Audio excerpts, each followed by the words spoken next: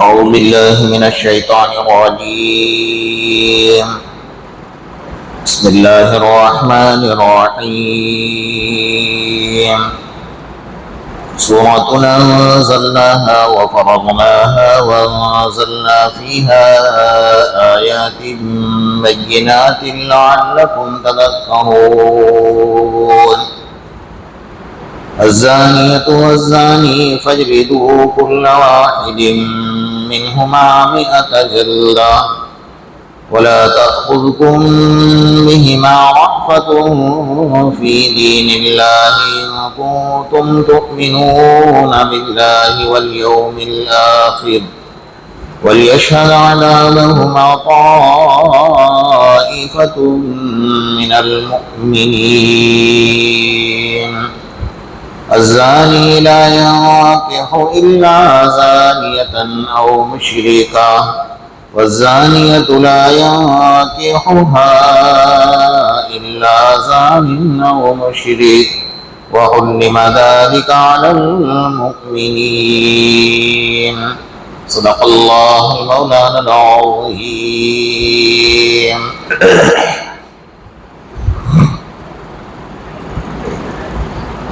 گزشتہ کل اور اس سے پہلے آپ حضرات کے سامنے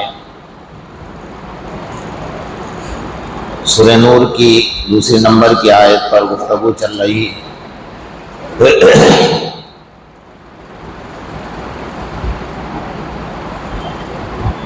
یہ بات عرض کی گئی تھی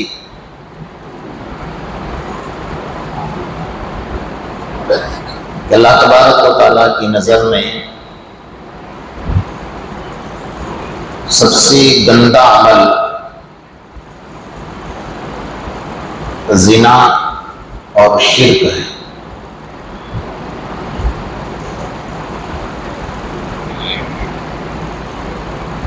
زنا کی ابتدا جو گناہوں کی پہلی سیڑھی ہے وہ انسان کے آنکھ سے شروع ہوتی ہے.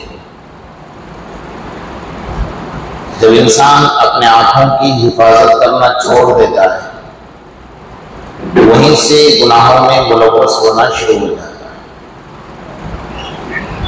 اس لیے اسلام نے اسی جگہ پر روک لگائی، ٹوک لگائی، پابندی لگائی اور مرد مومن کو کہا کہ کل للمؤمنین یغضوا من ابصارہم ویحفظوا فروجہم، کہ جب بازار میں چلے تو اپنی نظروں کو نیچی کر کے چلے. یہ مرد کا پردہ ہے اور عورت کا پردہ پیر کے ناخن سے سر کے بال تک. اس پر انعام نہیں ہونا چاہیے، عذاب ہونا چاہیے کہ انسان اپنے آنکھوں کی حفاظت نہ کرے اور انسان اپنے آپ کو بچا لے. تو اللہ کا حکم ہے، اس کو ماننا ضروری ہے، لیکن بچانے کی وجہ سے اللہ پاک اس پر انعام دے رہے ہیں. حدیث میں آقا انعامدار محمد رسول اللہ صلی اللہ علیہ وسلم ارشاد فرماتے ہیں کہ بندہ جب بازار میں چلتا ہے اور کسی اجنبی عورت پر اس کی نظر پڑتی ہے، کسی اور کی وجہ سے نہیں بلکہ اللہ کے خوف کی وجہ سے اپنی نظر ہٹا لیتا ہے یا نیچی کر لیتا ہے کہ میرا اللہ مجھے دیکھ رہا ہے، تو جیسے اپنی نظر وہ ہٹاتا ہے اس وقت میں وہ اللہ سے جو مانگے گا اللہ پاک عطا فرمائے، یعنی مقبولیت کی گھڑی، یہ اللہ کی طرف سے انعام ہے. اب بہت سارے بندوں سے گناہ ہوتا ہے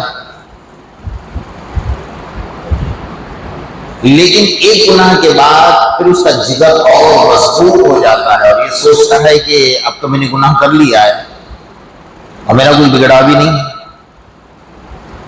وہ یہ سوچتا ہے، آگے بڑھتا ہے، یا پھر یہ سمجھ کر آگے بڑھتا ہے کہ اب تو میں گناہگار ہو چکا ہوں، اللہ میری سننے والا نہیں ہے.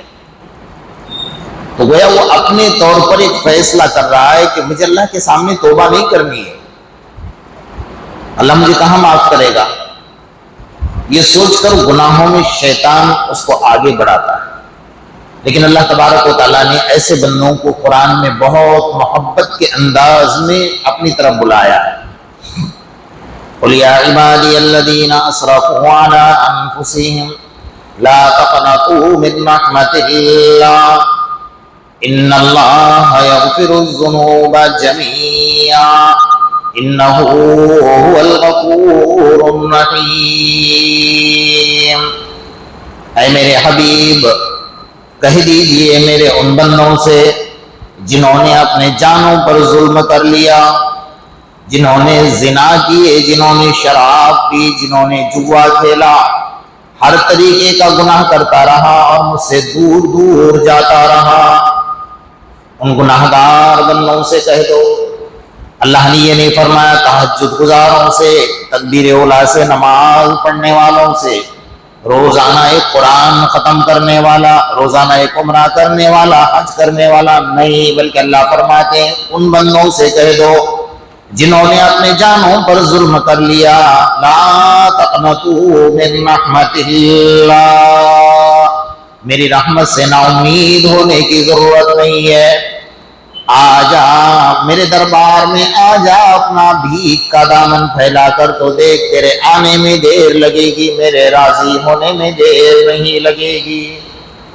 میرے سامنے آ کر اپنی قیمتی پیشانی میرے قدموں پر رگڑ دے، جھکا دے، تیرے جھکنے میں دیر لگے گی، میرے قبول کرنے میں دیر نہیں لگے گی، میرے سامنے آ کر اپنے آنسو بہا لے، تیرے آنسو بہانے میں دیر لگے گی، میرے قبول کرنے میں دیر نہیں لگے گی، لا تقنطوا من رحمت اللہ۔ اللہ کی طرف سے ان بندوں کو آواز آ رہی ہے جو 11 مہینے تک گمراہی کے راستے پر چلے، اب 1 مہینہ آ گیا، اس میں تو آ جاؤ اللہ کے سامنے، اپنی توبہ کو پیش کرو، نیکیوں کی طرف سبقت کرو، گناہوں سے معافی مانگو، تو معاف کرنے کے لیے تیار ہے، لیکن بندہ معافی مانگے، بندہ توبہ کرے تو اللہ تبارک و تعالیٰ عطا فرمائیں گے نا۔ حضرت موسیٰ علیہ السلام کے زمانے کے ایک نوجوان، اس نے کوئی رات، کوئی دن، کوئی لمحہ ایسا نہیں چھوڑا جس میں گناہ نہ کیا، اور 24 گھنٹے شراب کے نشے میں لت پت رہا کرتا، 24 گھنٹے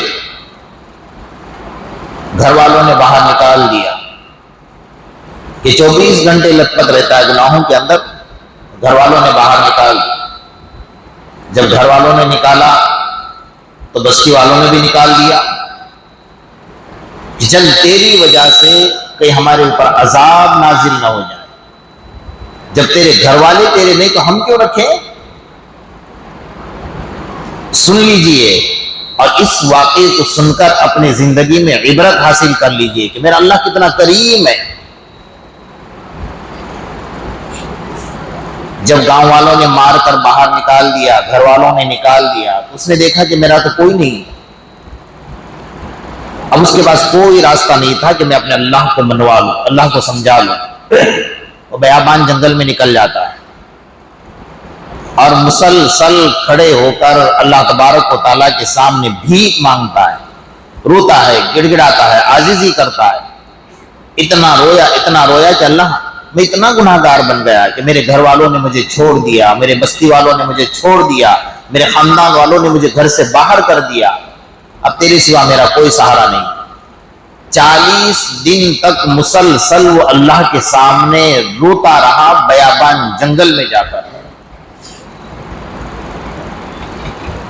اس نے جو الفاظ اللہ کے سامنے کہے نا، کبھی کبھی ایک لفظ نکلتا ہے دل سے، اللہ کو بڑا پسند آ جاتا ہے۔ اس نے اللہ تبارک و تعالیٰ کے سامنے یہ جملہ کہا، الہ العالمین، کیا میرے لیے تیرے توبہ کے دروازے بند ہو گئے؟ میرے گناہ اتنے ہیں کہ تیری رحمت میرے گناہ کے سامنے کم ہو رہی ہے؟ کیا میرے گناہ اتنے زیادہ ہو گئے کہ تیری رحمت کم ہو گئی؟ اگر ایسا ہی ہے تو اللہ ایک کام کر لے، وہ کیا کہہ رہا تھی کہ اللہ کو جو اس کی ادا پسند آ گئی نا. اگر ایسا ہی ہے تو ایک کام کر کہ حضرت آدم سے لے کر آج تک اور آج کے بعد سے لے کر قیامت تک جتنے گناہگار ہیں ان سب کے گناہ میرے سر پر ڈال دے, سب کو معاف کر, مجھے اکیلے کو جہنم میں داخل کر دے. اگر تجھے مجھے معافی نہیں کرنا ہے تو مجھے یہ سزا دے دے کہ سارے گناہ, سارے امت کے گناہ میرے سر پر ڈال دے, مجھے جہنم میں ڈال, سب کو معاف کر دے. بس وہ اتنا جملہ اس کو اللہ کو پسند آ گیا. اللہ تعالیٰ نے کہا کیا تم مجھ سے بڑا سخی بننا چاہتا ہے؟ بہرحال پھر بھی وہ روتا رہا, گڑگڑاتا رہا, عاجزی کرتا رہا, اور اسی عاجزی کے اندر اس کی روح جنگل میں نکل گئی, مر گیا. حضرت موسیٰ علیہ السلام پر آسمان سے وحی آ رہی ہے کہ موسیٰ, بیابان جنگل میں میرا ایک دوست, دیکھیے الفاظ اللہ کیا فرما رہا ہے, بیابان جنگل میں میرے ایک دوست کا جنازہ پڑا ہے, تم ہی جانا ہے, تمہارے ہاتھوں سے غسل دینا ہے, تمہیں کفن پہنانا ہے, اور تمہیں اس کی نماز جنازہ پڑھانی ہے. حضرت موسیٰ علیہ السلام سوچ رہے ہیں کہ اللہ کا دوست کون ہوگا ایسا. گئے, دیکھا کہ یہ تو وہی نوجوان ہے جس کو گھر سے نکالا گیا ہے. حضرت موسیٰ علیہ السلام نے, پھر بھی اللہ کا حکم تھا, اس کو غسل دیا, کفن پہنایا. لیکن پھر اللہ تبارک و تعالیٰ کی طرف سے ارشاد ہوا کہ موسیٰ میری طرف سے حکم ہے کہ اعلان کر دو کہ جو بندہ بھی اس کے نماز جنازہ میں شریک ہوگا اللہ پاک اسے بھی معاف فرما دے گا. اللہ, میرے اللہ کی شان رحیمی تو دیکھو کہ جو بندہ اس کی نماز جنازہ میں شریک ہوگا اللہ پاک اسے بھی معاف فرما دے گا. اب تو ہمیں جنت میں چھلانگ لگانی ہے ایک نیکی کر کے. تو لوگوں میں اعلان ہوا تو سارا ہجوم کے ہجوم جمع, کون ایسا اللہ کا بندہ ہے کہ جس کے جنازے میں شریک ہونے سے ہم جنت میں چلے جائیں گے. چنانچہ اتنا لمبا ہجوم ہو گیا, لیکن لوگ دیکھنا بھی چاہ رہے تھے. جب شکل دیکھی تو حضرت موسیٰ علیہ السلام کو سب نے تانا دینا شروع, موسیٰ تم کیا کر رہے ہو, یہ تو وہی ہے جس کو بستی سے نکال دیا گیا تھا, گھر سے بستی سے نکالا, اور آپ ہمیں بتا رہے ہو کہ اس کے جنازے میں شریک ہونے سے جنت میں داخل ہو جائیں گے. موسیٰ علیہ السلام نے کہا یہ اللہ کا معاملہ ہے, ذالک فضل اللہ یؤتیہ من یشاء, اللہ جس کو دینا چاہے دے سکتا ہے, ہم روک نہیں سکتے ہیں. وہ مغفرت کرنے والا, وہ معاف کرنے والا ہے. اللہ تبارک و تعالیٰ سے نا امید مت ہونا, اور نا امید ہونے کے بعد شیطان پورا انسان کے دماغ پر سوار ہو جاتا ہے اور وہ گناہ کرواتا ہے, اور انسان سے گناہ ہوتا ہے. میں دعویٰ نہیں کر سکتا, آپ دعویٰ نہیں کر سکتے. اگر کوئی انسان تکبیر اولیٰ سے نماز پڑھ رہا ہے, انسان تہجد گزار ہے, انسان روزانہ ایک قرآن پڑھ رہا ہے, روزانہ ایک عمرہ کر رہا ہے, سال میں ایک بار حج کر رہا ہے, پھر بھی وہ اللہ کے سامنے یہ نہیں کہہ سکتا کہ میں سب سے زیادہ نیک بندہ ہوں.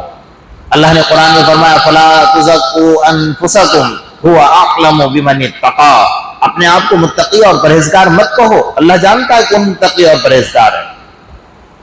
اللہ کے سامنے تمہیں کیسے عاجزی سے رہنا چاہیے کہ حضرت امام اعظم رحمۃ اللہ علیہ کعبۃ اللہ کا طواف کر رہے ہیں, اور طواف کرنے کے بعد 2 رکعت نماز وہاں پر پڑھتے ہیں. 2 رکعت نماز میں ایک پورا قرآن پڑھ رہے ہیں, اور اس کے بعد اللہ کے سامنے سجدے میں جا کر کہتے ہیں ما عبدناک حق عبادتک, تیری عبادت کا جو حق تھا وہ ہم سے ادا نہ ہو سکا.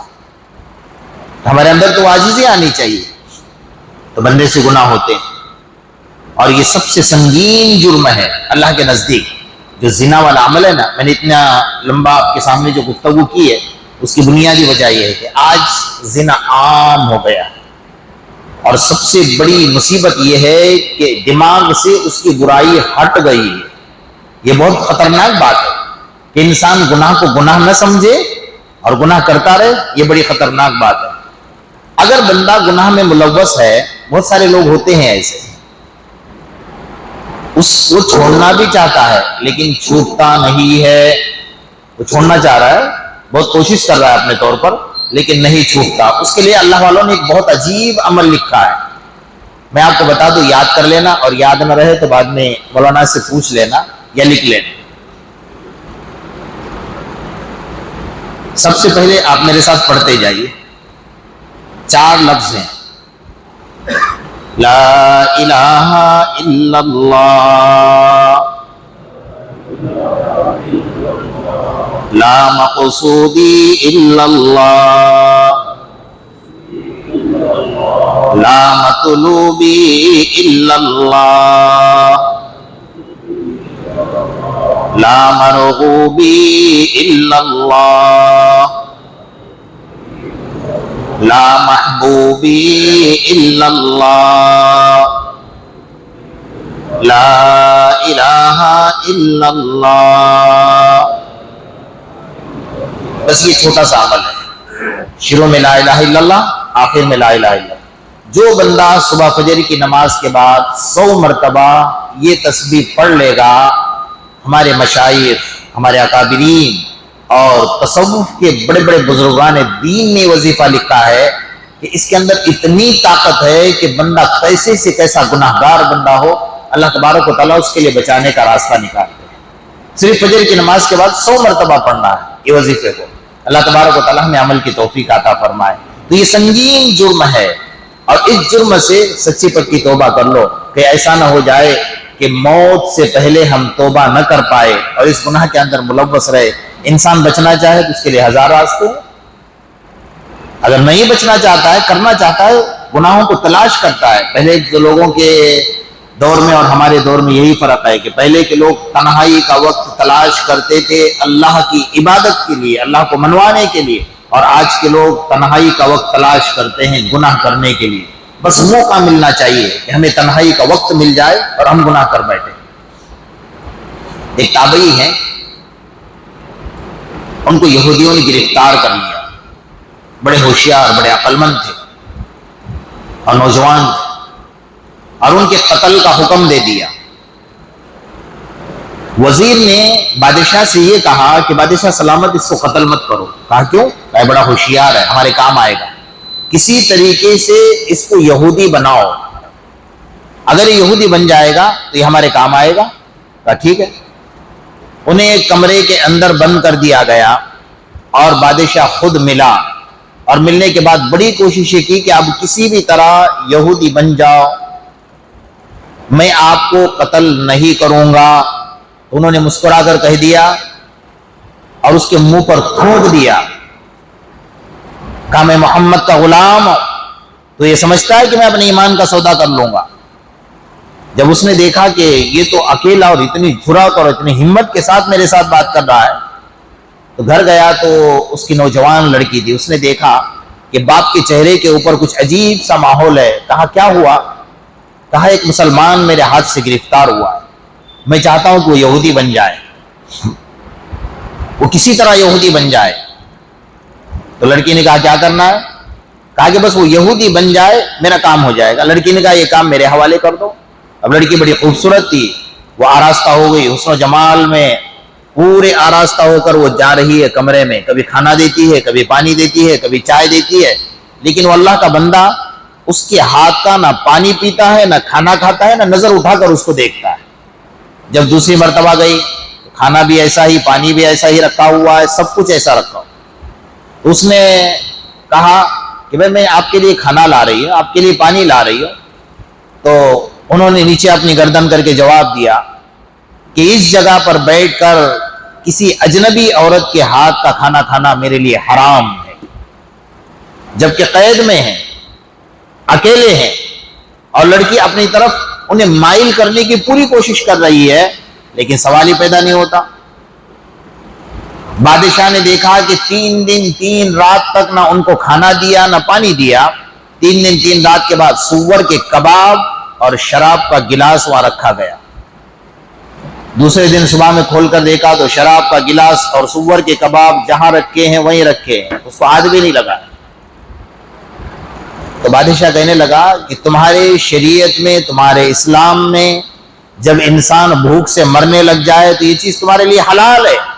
کہا میں بھی جانتا ہوں یہ حلال ہے، لیکن اگر میں کھاؤں گا تو تیرا دل خوش ہو جائے گا، میں تجھے خوش نہیں کرنا چاہتا، میں میرے اللہ کو خوش کرنا چاہتا ہوں۔ چھوڑ دیا۔ 1 دن نہیں، 2 دن نہیں، 1 ہفتہ نہیں، 40 دن گزر گئے۔ یہ باتیں کہنا بہت آسان ہے، عمل کرنے کے وقت میں انسان کو پتہ چل جاتا ہے۔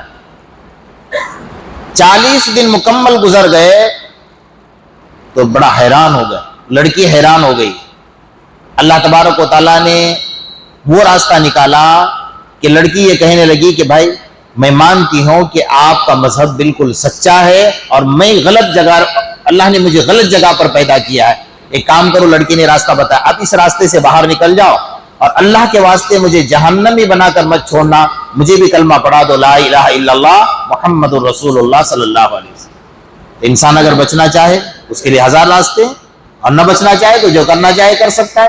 اللہ پاک اس پر انعام کیا عطا فرماتے ہیں؟ اگر انسان گناہوں سے بچتا ہے، جیسے ایک طالب علم کا واقعہ لکھا ہے کتابوں میں، وہ جو طالب علم بڑا ہو گیا اور آگے چل کر عالم دین بن گیا تو اللہ تبارک و تعالیٰ نے انہیں کیا انعام سے نوازا؟ وہ طالب علم ہے، صبح میں مدرسے میں پڑھتا ہے اور جو چھٹی کے اوقات ہوتے ہیں تو دکان پر ملازمت کرنے کے لیے جاتا ہے۔ ایک بوڑھی عورت آئی دکان، سامان خریدا، سامان خریدنے کے بعد اتنا پیسہ نہیں تھا جو پورا بل ادا کر پائے، تو اس بوڑھی عورت نے اس بچے کو یہ کہا کہ بیٹا تم میرے ساتھ میرے گھر چلو، میں گھر سے پیسہ دے دیتی ہوں۔ مدرسے کا طالب علم تھا، چلا گیا۔ جب ان کے ساتھ گیا تو جانے کے بعد، گھر میں جانے کے بعد اس گھر کے اندر اس بوڑھی عورت کی ایک نوجوان اور خوبصورت لڑکی گھر میں تھی۔ اس نے دیکھا کہ اتنا خوبصورت نوجوان میرے گھر میں آیا ہے، تو لڑکی نے بوڑھی ماں کو ایک کمرے میں بند کر دیا اور اپنے گھر کے سارے دروازے بند کر دیے اور اس طالب علم کو گناہ کی دعوت دی۔ وہ تو سوچنے لگا کہ اللہ میں کہاں پھنس گیا یہاں پر، میرے لیے نکلنے کا کوئی راستہ نہیں، لیکن بچنا تھا۔